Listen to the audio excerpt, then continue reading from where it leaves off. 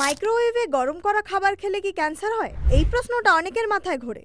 আজ জেনে নিন এর আসল সত্যি। মাইক্রোওয়েভ মানে রেডিয়েশন, শুনলেই ভয় লাগে তাই তো, কিন্তু চিন্তার কিছু নেই। এতে থাকে নন আয়োনাইজিং রেডিয়েশন, যেটা শুধু খাবার ও জল গরম করে, খাবারের পুষ্টিগত মানকে নষ্ট করে না। অর্থস্বরূপ ক্যান্সার সৃষ্টি করার কোনো রকম সম্ভাবনা নেই। তাহলে এটির মধ্যে ভয়ের কারণ কোথায়? আসল সমস্যা ও বিপদের ঝুঁকি কিন্তু মাইক্রোওয়েভে না, সমস্যা হচ্ছে কম মানের প্লাস্টিকের পাত্র যেগুলোতে খাবার গরম করা হয়। এইসব নিম্নমানের প্লাস্টিক থেকে বিপিএ বা ক্ষতিকারক রাসায়নিকগুলো মাইক্রোওয়েভের তাপে গলে খাবারে মিশে যেতে পারে। বিপিএ একটি এন্ডোক্রিন ডিসরাপ্টর এবং গবেষণায় দেখা গেছে এটি কিছু হরমোন সংক্রান্ত ক্যান্সারের ঝুঁকি বাড়াতে পারে। ফলে এগুলোই হতে পারে ক্যান্সারের কারণ। ওয়ার্ল্ড হেলথ অর্গানাইজেশন ও ইউএস এফডিএ বলেছে মাইক্রোওয়েভ ঠিকভাবে ব্যবহার করলে নিরাপদ, তবে তারা পরামর্শ দিয়েছে মাইক্রোওয়েভ সেফ বা বিপিএ ফ্রি কন্টেনার ব্যবহার করতে।